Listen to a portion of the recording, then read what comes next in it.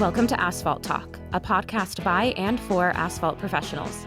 Join our expert hosts as they tackle real industry issues to pave a smoother way for asphalt suppliers and producers. This podcast is sponsored by MAPA, the Missouri Asphalt Pavement Association. Founded to promote quality and accountability, MAPA has been serving the asphalt producers of Missouri since 1990. And now a public service announcement from our sponsor, May Create Design. Google Translate doesn't work for web designer to paving company translations. You say hot mix and it thinks you're talking about the latest snack craze. Wouldn't it be nice to work with a designer who knows the difference between binders and bitumen? Work with folks who have been speaking your language for the past 17 years. Visit maycreate.com. That's M-A-Y-E create.com. Because if you think your website sucks, so does everyone else. Hello, everyone, and welcome back to Asphalt Talk. I'm Dale Williams with the Missouri Asphalt Pavement Association. I'm thrilled to have you join us today. We have a special guest on the show, Reed Ryan, the Executive Director of the Asphalt Pavement Alliance. In today's episode, we'll explore the role of the APA as a vital resource for the asphalt industry and delve into Reed's vision as he steps into the important leadership position. Before we dive into the details of his work with the APA, let's take a moment to get to know Reed a little bit better. Reed, it's a pleasure to have you here today. I'm looking forward to our conversation and learning more about your journey and the exciting developments in the APA. So with that, how long have you been with the APA and what were you doing before you joined? Well, thanks, Dale. It's a pleasure to join you this morning and join with your listeners. Appreciate the opportunity and just want to make sure you understand how grateful I am for being invited to be on the podcast. My background with the APA runs a total of about 6 months. So a lot has happened in that 6 months, and not enough has happened in that 6 months if we look at it, and hopefully we'll delve into a little bit in that regard. But APA has been a great opportunity for me, coming from the role of the Executive Director of the Utah Asphalt Pavement Association. I've learned a lot in these 6 months, and I look forward to many more years in the position. What initially drew you to the APA? I would say it boils down to one word, which is opportunity. So I think I saw and learned a lot of things as growing UAPA, the Utah Asphalt Pavement Association, from the ground up. We had to make sure that we really focused heavily on strategic direction and being able to identify what the association was capable of doing. And I think the reverse of that, more importantly, is what the association shouldn't do or couldn't do. And I think when I looked at the APA and its the history arc associated with the APA, I think I saw somewhat of a similar trajectory, although the APA had been in existence for a much longer time, in that there was an opportunity, I think, to really come in and to help put my stamp on the Asphalt Pavement Alliance, be able, I think, and I hope, to put it onto a really clear strategic path that will be readily identifiable for all of the partners. And I think put it on a trajectory that will gear it for success if I should ever leave, or for whoever might come after me, so that they will be able to more readily identify, hey, this is what the APA is, this is what the APA isn't, and then be able to fulfill that role correctly. So as you look back over your career, which job stands out as your favorite and why? That is a really tough question. In fact, I think every job I've had, I've been so lucky because I've loved every job. And that goes from working at Home Depot as a college student to what I'm doing now with the APA. I've just felt very blessed in regards to everything I've engaged in. I've just learned to absolutely love. And so it's hard for me to pick one. But I would kind of make a distinction. I think the most influential job I've ever had was my very first official job as a kid, as a 15-year-old kid. I got hired at a local mom and pop Ace Hardware store in the little town in Colorado where I grew up, and that job ended up setting me on a course for my work ethic and what I wanted out of my jobs, and the people I wanted to work for. That was the job that I believe was most influential for me in my life. So did you always want to work in the road construction industry, and specifically, how did you get into the asphalt industry? Yeah, that's a great question. My path is, I think, pretty unique and a lot different than most folks. Did I always want to work in the road construction industry? If I'm honest with you and the listeners, the answer is actually probably no. It wasn't necessarily even on my radar screen until I started working for Senator Orrin Hatch in the United States Senate. And as my role there dictated, I was able to handle a little bit of the infrastructure policy for Senator Hatch. And that's really what started to tie me first back into the industry here with the asphalt pavement industry. I was starting to meet with the Utah Department of Transportation, other transportation officials, cities, counties, the local AGC here in Utah would always come back to the Senate offices. That's what really opened my eyes to this industry. And then, as fate would have it, there's a sad part to this, but also a very happy ending to this. Unfortunately, my father-in-law was diagnosed with stage 4 melanoma cancer, and my wife is from Utah, and she's the oldest daughter, and she felt a very strong need to get back for both her father and for her mother. Seeing that the writing was essentially on the wall that he would eventually pass. The sad part of this story is he passed very quickly, and maybe that's actually a blessing when it comes down to it with all things associated with cancer. But he did end up passing fairly quickly from stage 4 melanoma cancer. And of course, that left my mother-in-law all to herself, and that pool became only that much more strong for my wife. So we started looking around at opportunities in Utah, and as fate would have it, my brother was in the industry working for Ergon at the time. He called me on the phone one day, I remember very vividly, and he said, "Hey, there's a few of us here in Utah that are thinking about starting an asphalt pavement association. You probably don't know what that is, but I think you would be great at it. But I'm not going to help you get the job." And he hung up the phone. And then he sent me a little bit of information and said, "Hey, here's the application. Again, good luck. I think you'd be great, but don't expect me to pull any strings or do anything that way." It's a good big brother. So he provided the opportunity for me, gave me the opportunity to apply. I met a couple really influential people here that ended up hiring me as the first executive director of the Utah Asphalt Pavement Association. And the rest is a bit of history now, going on 12 years since that day. You said you had an unusual path, Reed, getting into the asphalt industry, but I'd argue that most people don't start their career or think about what they want to do in life and say, "Hey, I want to work in the asphalt industry." And you'll find that most people had a unique pathway to where they're at. I'm a civil engineer, and I was going to build bridges and structures. And um, when I started with the DOT, I started out in the design division in Macon, Missouri, which is about an hour and a half north of where I'm from. Had the opportunity to go to work in the construction materials division, which I thought would be just a brief stint till I got to Bridge to return to the Jefferson City area. And here it is, 28 years later. I'm still playing in the asphalt world. So but I wouldn't change a thing.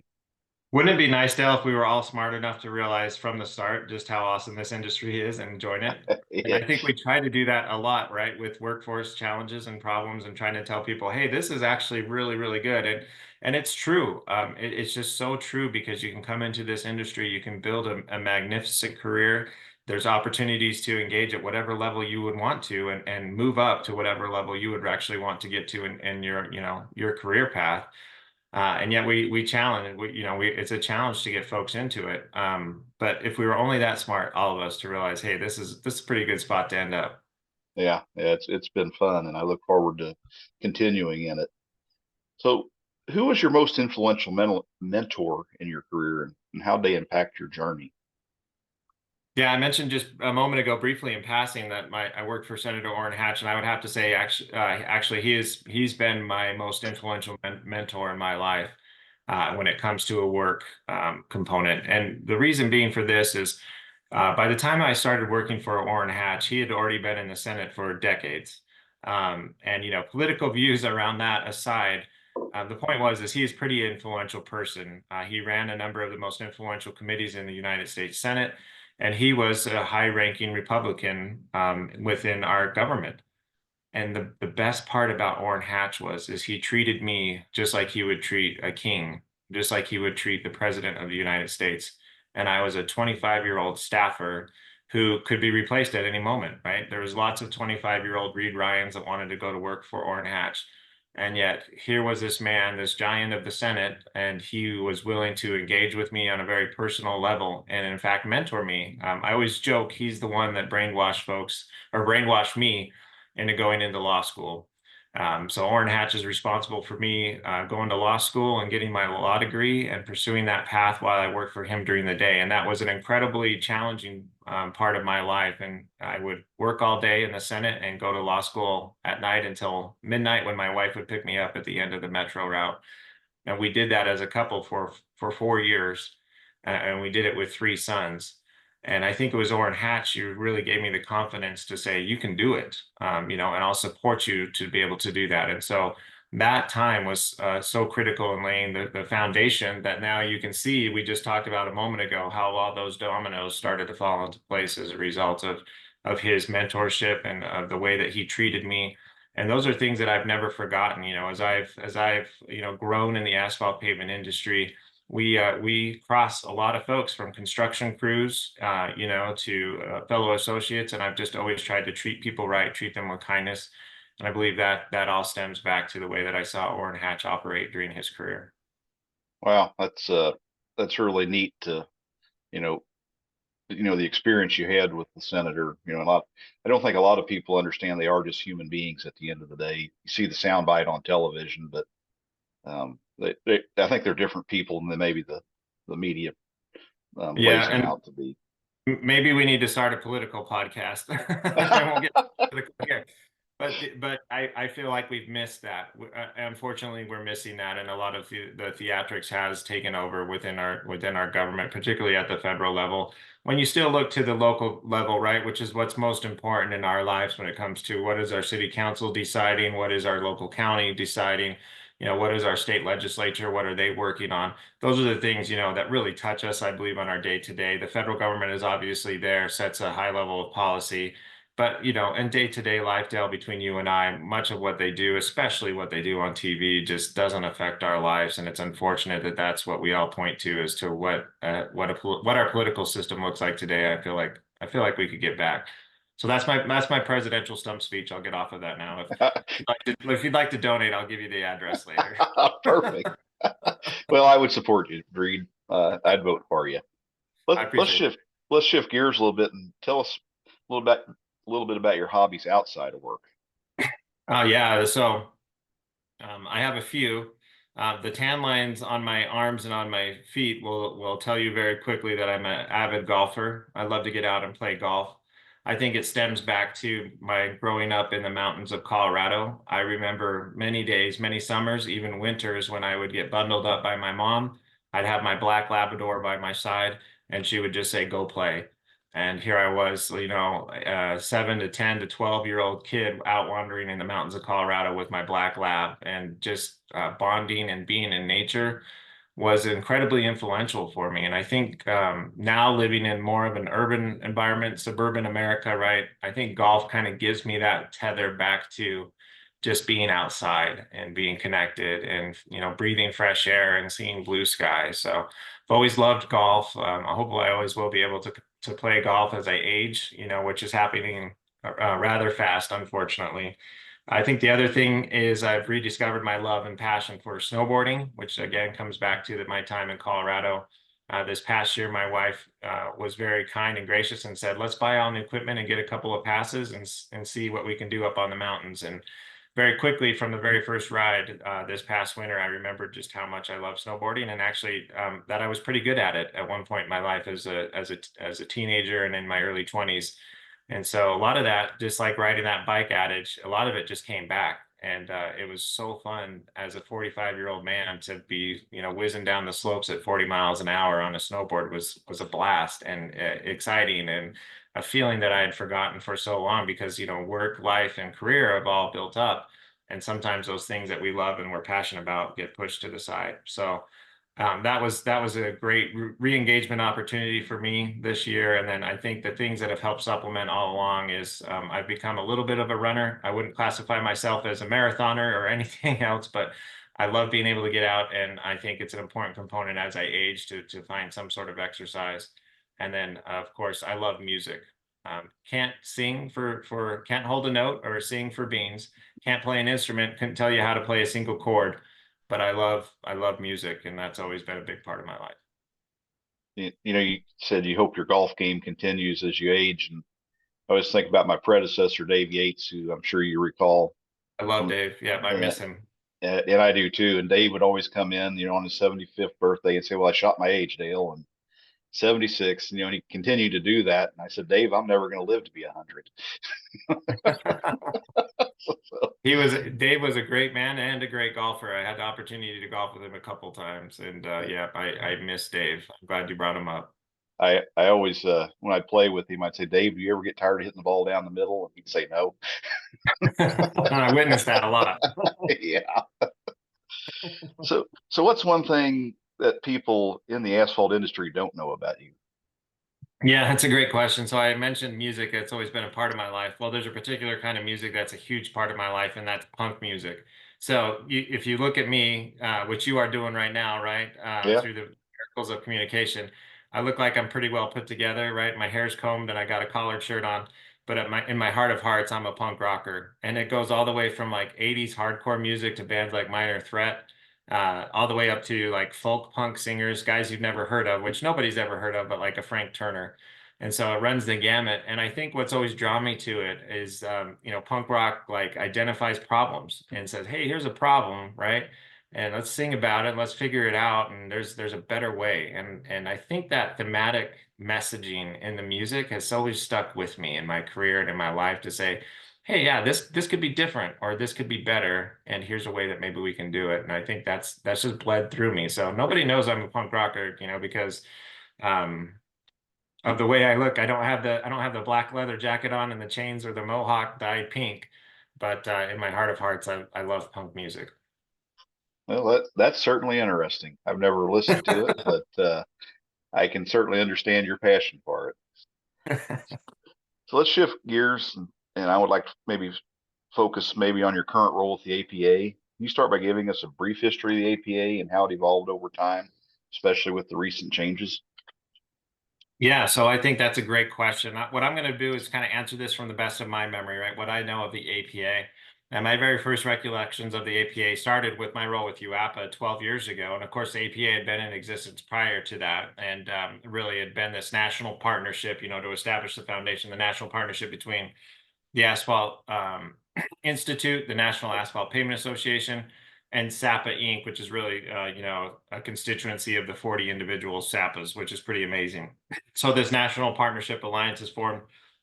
Various iterations of that take off from, hey, from marketing to speaking to engagement with with payment type decision makers. And my first memories come into that picture and to that flow with Mike Kovach, who is now running the Iowa SAPA, again, which is awesome, which is where he was hired out of to take the role with the APA. But I remember Mike just being this incredibly engaging speaker, incredibly engaging person, which he still is. And he came to a few UAP events and was really able to, I think, portray the benefits of asphalt pavement and to market asphalt pavement. And we had a lot of decision makers at the Utah conference, and I always was grateful for Mike coming in and bringing such a positive message and being so engaging with folks and being able to reach out. And so I think he kind of had the APA in that youthful state, and then he moved on. We were very lucky as an industry to hire Amy Miller, who actually, if I remember correctly, came from the concrete industry and brought a very different perspective, a very good perspective that I think that the APA needed.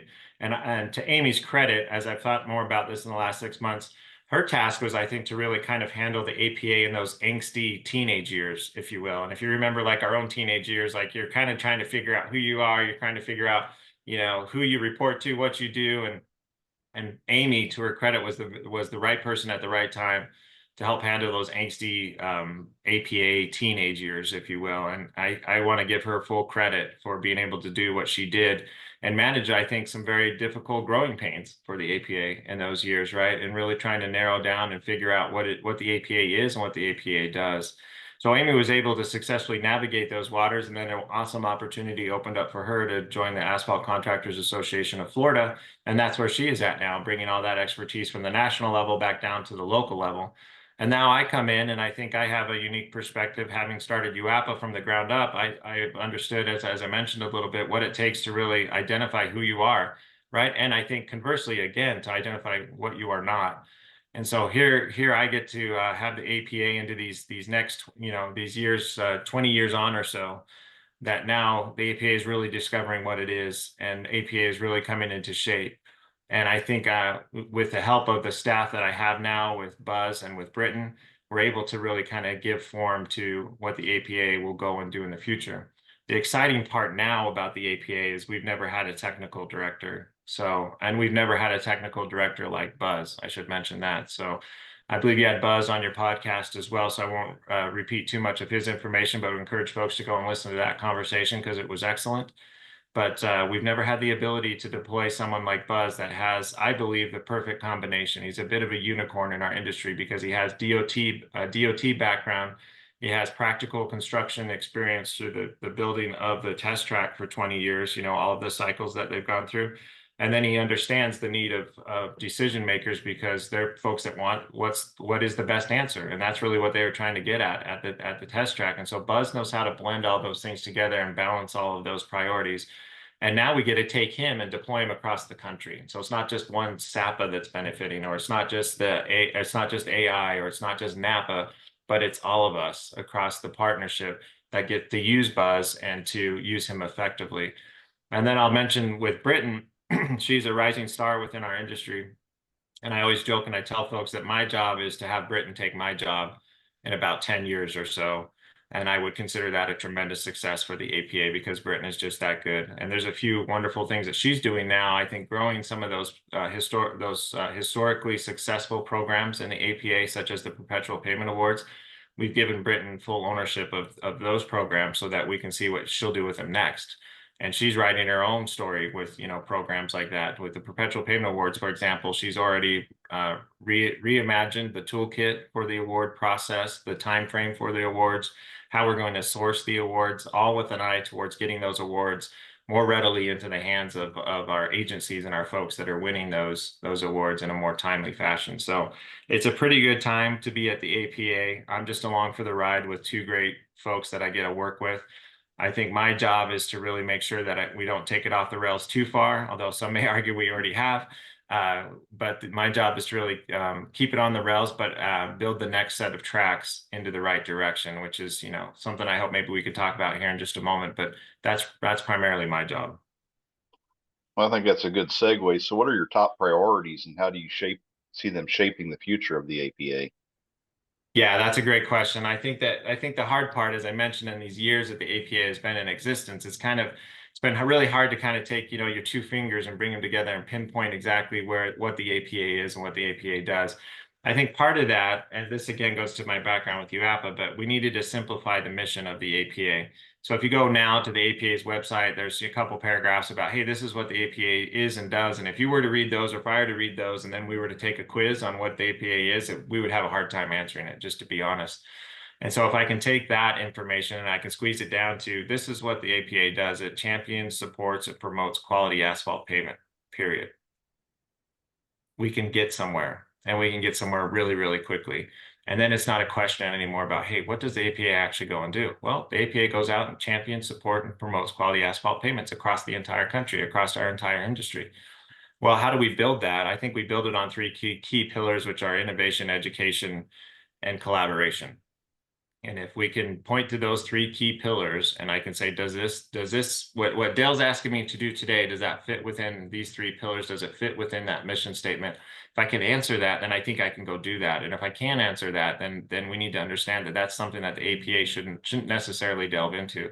So I think for me, that's my top priority, is to get buy-in from all parties, from all folks that we engage in, that this is now our mission statement, and these are the three pillars upon which we are built. And if it fits within those puzzle pieces, the thing that you're asking us to do, then we'll go and do it, and we'll do it very well. But if it doesn't, then you need to know that, hey, maybe you have identified a need outside of the APA that we need to discuss as an industry, or is that something that you can do on your own and do it more effectively? I think the goal for us from the APA, and you and I have had a couple conversations around from this, I will never come into the Missouri Asphalt Pavement Association and say, hey, man, you know, Missouri DOT, Dale's telling you this. But we're going to tell you this. The idea is that we should never come in and supplant the good work that you're doing. We should supplement what you and Rick do and the other good folks with your association do, because you're the ones with the boots on the ground. You are the ones that have the relationships. And our job is to really come in and to collaborate and to verify what it is that you're doing is correct, or what it is that you're proposing is the correct way to go. And here's the data, here's the research, here's the marketing, all of those things that the APA is responsible for, to help back that up, to supply both to you and to the decision makers, so that they feel comfortable doing what's right for industry as well. Yeah, I mean, with there being, there 38 of us state associations. Can't remember if we Yeah, I think, picked up, yeah, and 40. we're up to 40. That's what I was thinking. And, each of us have kind of a unique perspective from each state. Some states are engineers, some have lobbyists. We've got a handful, I think, with attorneys, and just how we approach our job is all a little bit different just based on the local climate. And, I really like your rethinking of the mission statement, because I think you can try to be everything to everybody, but really it comes down to what's it all about. And I think your mission statement really reflects that. And you talked about resources. So could you highlight some of the key resources the APA offers, and how these resources can help someone like us here in Missouri, or our neighbors in Illinois or Kansas? Yeah, you bet. And part of these are going to change. So I kind of want to set up hey, this is what's going on now, and then we can talk maybe even a little bit about what might be available in the future. But for today, I think one of the biggest things is the partnership calls. That's a new name for a call that's been around for a long time. It used to be called a deployment call, and now we call them a partnership call, where we are bringing in representatives from AI, representatives from NAPA, and the 40 state asphalt pavement associations once a month, to engage each other around, this is what's happening in our industry, and maybe here's a bit of breaking news or educational topic that we can learn from, each of us learn from, and really have that type of fruitful exchange. And there's no reason why we shouldn't keep doing that from the APA's perspective in today's world, right? It's very easy to jump on a Zoom call. It's very easy to learn from each other. And I believe those calls, that even just that minor tweak, changing it from calling it a deployment call to a partnership call, has been meaningful and substantive so far in the 6 months that I've been around. I think the other thing I mentioned, I won't delve too much more into it, but the Perpetual Pavement Awards program, we have 3 new winners this year. I think 29 total winners, 3 new states that won this year, and 29 total winners this year. But if you look at a map of the states that haven't won Perpetual Pavement Awards, there's still a lot of states out there that haven't won an award. And I think that's something that we should go after very vigorously from the APA standpoint. Again, I mentioned Britain is our owner there. I think one unique thing that we're engaging with you on is what I'm calling partnership engagement opportunities. So you've identified a need in your state, right, to think a little bit differently around LCA, or LCCA, think a little bit differently around how we're designing pavements. Can we set up, and through the Missouri Association, with the support of the APA and other partners, an opportunity for a great information exchange, right? And so we're looking at an opportunity there to say, hey, Agency A, we'd really love you to talk to Agency B about what's successful and what you're doing here, and can you learn from each other? And I think the APA can do a little bit more of that and help provide, those type of beneficial exchanges for partners. I think the other thing that's been loud and clear, we've engaged on individual calls with the majority of the SAPAs. We haven't gotten to all of them yet, but the new APA team has reached out, I believe, to date about to 24 of the SAPAs, 24 of the 40. And one thing that's been readily apparent, and a need that has been identified, is to continue down the path of ready-made social media content, ready-made marketing content, things that folks that can take and make their own, right, with their logos, and be able to really get helpful information into the hands of folks. And so the APA will need to revisit a lot of those programs, and then produce new programs moving forward that will be beneficial to folks. We have one resource currently that I think is very, very underutilized, that I would love to see more folks take advantage of. But as an APA team, we're offering targeted lunch and learns, which are different than webinars. We hold webinars, and we've programmed those out now for a year in advance. So hopefully you and others, as you create your own educational opportunities, can look to those and either say, hey, let's point people towards this, or they're talking about this, we should do part 2 about this, or they're going to talk about this, I don't need to talk about that, I'm going to talk about this. And that's our goal with programming those so far out, so that you all have a heads up as to what we're doing. But the idea being that we have webinars, and the last one we had 800 people register for, which is exciting. But we have this other component called a lunch and learn, which we call them in my days at UAPA like brunch and learns, to where you could get on for 30 minutes during the lunch hour and really get to a topic, or really have a really meaty discussion about one thing in particular. And these lunch and learns are designed to get all the way down to a group of 2, 3, 5, 10 people, whether they're at a city, a county, or a design firm, to bring to them the national expertise of someone like a Buzz or the perspective of someone like me, bring to them, face to face in a small group setting, a really great opportunity, I think, to learn something. So we hope to take more advantage of those moving forward. And I know I've spoken a lot. I'll give one last example, but the PEC program, the Pavement Economics Committee, research and deployment of cutting edge stuff that's happening in our industry. APA has historically been charged with going out and marketing those products once they've been completed. And I think the challenge historically has been that the APA was always at the tail end of that discussion and being asked to take things that they didn't necessarily have the background on and go and talk about them.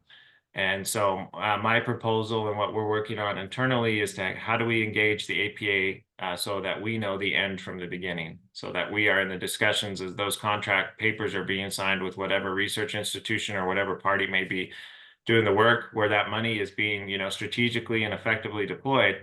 If we're really going to make it count, then we need to know how we're going to talk about it when it's all said and done. And I think getting the APA engaged at the start of those conversations is going to be critical to the success of deployment moving forward. I think Richard Willis, Vice President of Engineering at NAPA, said it best at the NCAT Test Track Conference this year. He said, research is meaningless unless it's effectively deployed, in essence. And I think he hit the nail on the head there, and that's stuck with me now as I've come into the APA role. I think that's really great, Reed. I think, the PEC has been around for a while, and I think sometimes we all see a shiny red new toy and we think, oh, we want that, but then, what does it look like when we get it? And I've always said sometimes I think we need to start with the end in mind and think about if we do the research, how can we deploy it? And I appreciate your all's approach to that. I think it's only going to make us better as we move forward. Yeah, we're 100% aligned there, Dell, is seeing that end from the beginning and saying and asking the right questions about it, right? Like, hey, it may do this, but can we really talk about it, or can we really, develop something that's effective marketing wise around it? Those are the questions I think have been asked at times historically, and I think we just need to make sure we get back to that and we stick right there to that point as well from the APA's perspective. Yeah, absolutely. So what do you think is the most important part of your job as the APA director? I think the most important part of my job is providing that vision and strategic direction, right? And then I think holding accountable APA staff and myself to execute on that and report back to the partners about how we did that.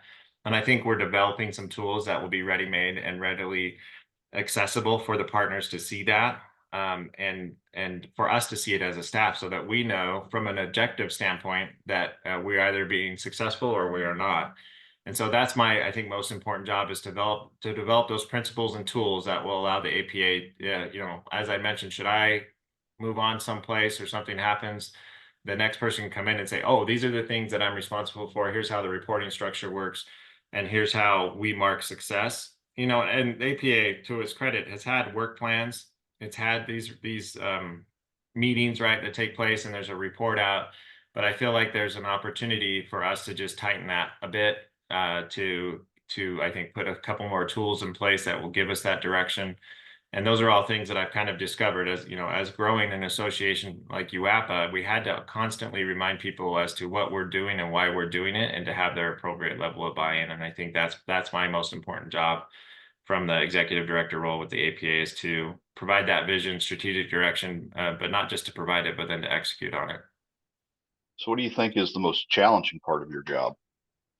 Yeah, that's a great question. 6 months in, I would say it's the alignment and growth of our partners.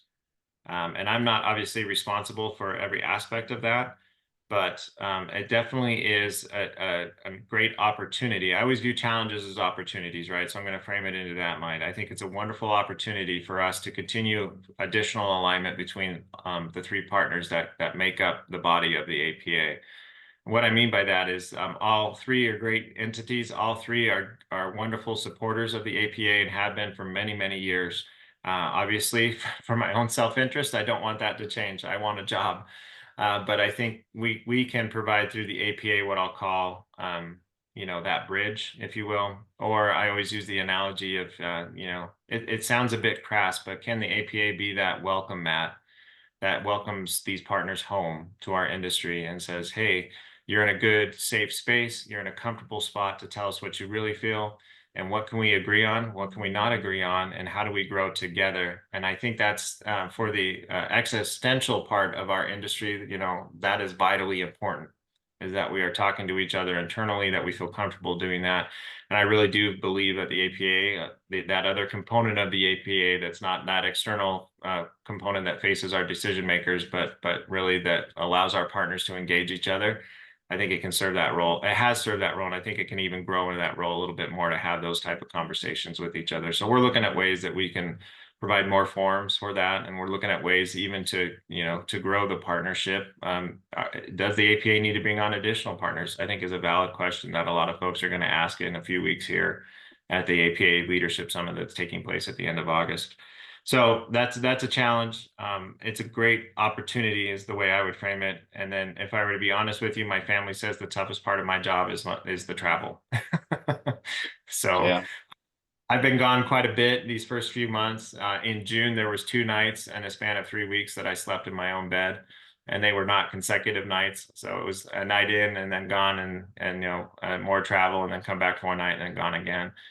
Over 3 weeks. So my family we're adjusting to that a little bit, but honestly speaking, and going back to one of your earliest questions, I love this job. I really do. I miss UAPA. I think that's a natural feeling for anyone, right, with a job change. But the second component, I get asked this a lot. And the second component I always tell people is I have 0 regrets. I have no regrets about making this change because I love what I'm doing now and I love the APA. Yeah. So if you could go back and give your 18-year-old self one piece of advice, knowing what you know now, what would it be? Be grateful. I think so. I'm a Christian. I'm a believer. I think I've had a lot of conversations with God through prayer and said, hey, you know what, God, this is what I really want for my life, and you better give it to me. And I don't think he operates too much like that.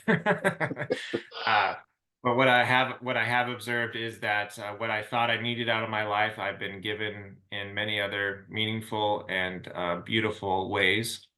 I'm sorry to be a little emotional, but I've been given all of that and then more. And the beautiful thing about age, it's not just the gray hair, but it's perspective. And as I look back on that, and I look back on what I thought my life needed to be, I see that it's become much, much more because of God, frankly speaking. And I just never want to forget that. And I wish I would have told my 18-year-old self that it'll all be okay. And at every step of the way, you ought to be grateful because it's going to lead to beautiful, awesome things like 3 sons and a daughter and a beautiful wife of 23 years. So could I have ever asked for more? I probably did selfishly, but could I ever have been given more? And the answer is no, because it's all just been awesome. Yeah, I'm a firm believer that everything has a way of working out, and we don't always maybe see that at the time, but I think there's something that's guiding us to where we need to be. And one thing I've always appreciated is your passion for everything, Reed. You're probably one of the most passionate people I know, and your passion for the industry is just outstanding. Well, if passion is another word for crier, I'll take it because I cry a lot. But I think it is because I wear, honestly speaking, like I wear my emotions on my sleeve, and I'm not afraid of that. Like I think I tried to hide that a bit for a while in my life, and I love that part of me. I love that part of me. I honestly do, and I'm glad that it bleeds through because I really, like I said, I love this industry and I am passionate about this industry because think about our industry, like it's full of all these people that just get up day after day and either go to work all day in the hot blazing sun or go to work all night in the dark of the night, and they build our world and they connect our families and they make commerce happen. And then they go to bed and they get up and they do it again, and they do it for untold amount of hours every construction season, and nobody knows about it because they're just that good, because we don't get up and we don't say, look at us, look at me, look at all the things that we do. You and I go to bed and we wake up tomorrow and we have a new asphalt road and we have no idea how it happened, but it just happened. And it's great because now I can get to the grocery store faster, or that pothole has been fixed, or whatever it may be. And there's all just these countless individuals that just make it work. And they're awesome. Like, and you know this because they're your members as well. And I got to know a lot of them here in Utah. And that, if you were to ask me, the best part of that, this new job as well, is getting to see this now across the country. It's just all these great people that go and make this thing work. And they do so without asking for anything. And it's just amazing to me to be a witness of it. So yeah, if I'm going to be passionate about it, or if I'm going to be emotional about it, that to me, that's a dang good thing to be emotional and passionate about, because these people need to be heard, and these people need to be seen and recognized for the awesome work that they do. And it's Yeah. pleasure. It's been the joy of my life the last 12 years to be a witness to it. Let's just put it that way.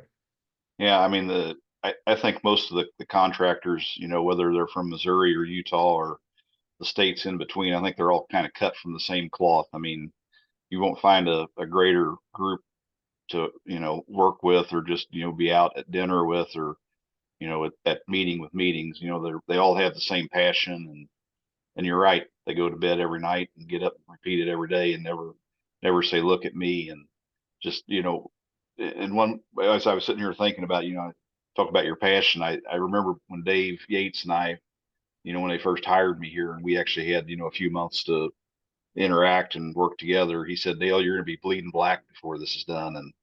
And I guess I'd say, Reed, you probably bleed blacker than anybody I know, but I think we all have a passion for the industry.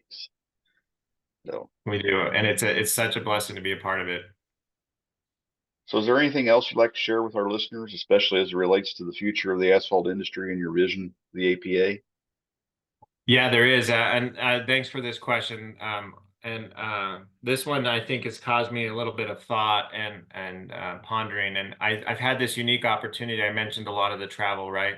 So I was at a meeting for the California Association for CalAPA, and the transportation chair, Carl Gardino, gets up and he gives his talk right before I do. And it's actually a very thoughtful talk. He's been the chair in California through various administrations, Republican, Democratic. And so it speaks to the character of the man. It speaks to his role, right, and his engagement.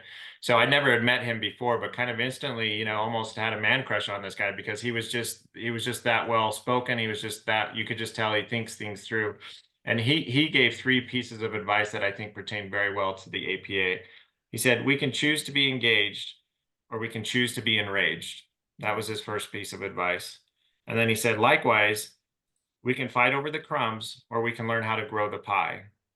And then his final piece of advice was, we can show up and speak up, or we can choose to be shut down. And I think those 3 things, and when I think about the future of the APA, and I think about the future of our industry, that's incredible bits of advice, right? We always have a choice.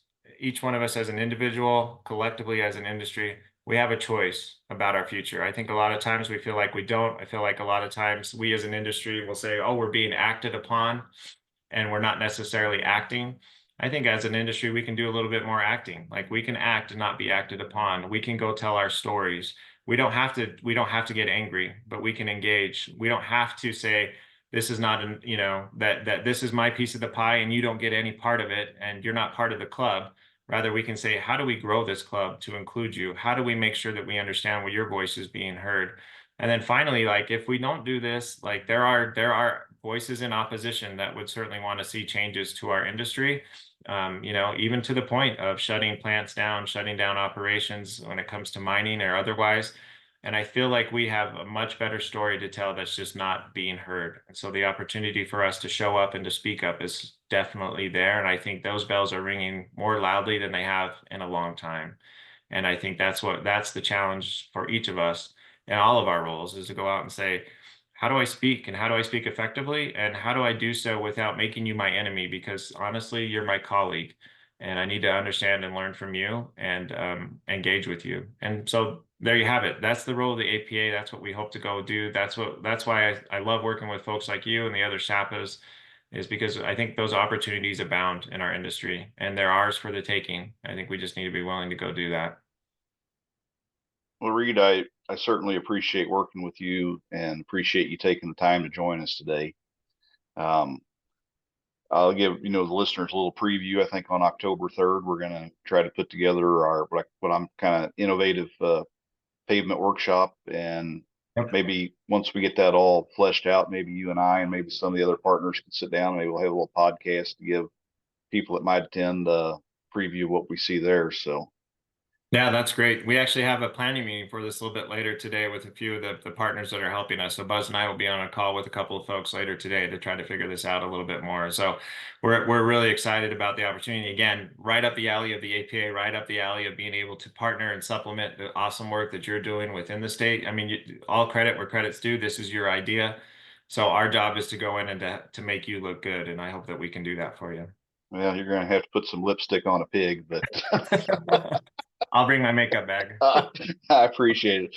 Well, Reed, thanks for taking the time today. And I'd like to thank you for listening to Asphalt Talk, the podcast by and for asphalt professionals. If you enjoyed listening and learned something, please leave us a review. Your review will help us connect with other professionals like yourself so we can keep the conversation going.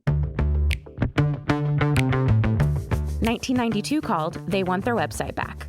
Stop apologizing for your crappy site and stop working with that company who thinks hot mix is the latest snack craze. Work with folks who have been speaking your language for the past 17 years. And get a website that's not a gigantic pain in the you-know-what to build. Visit mayecreate.com, that's M-A-Y-E create.com for a free consultation and quote. Because if you think your website sucks, so does everyone else.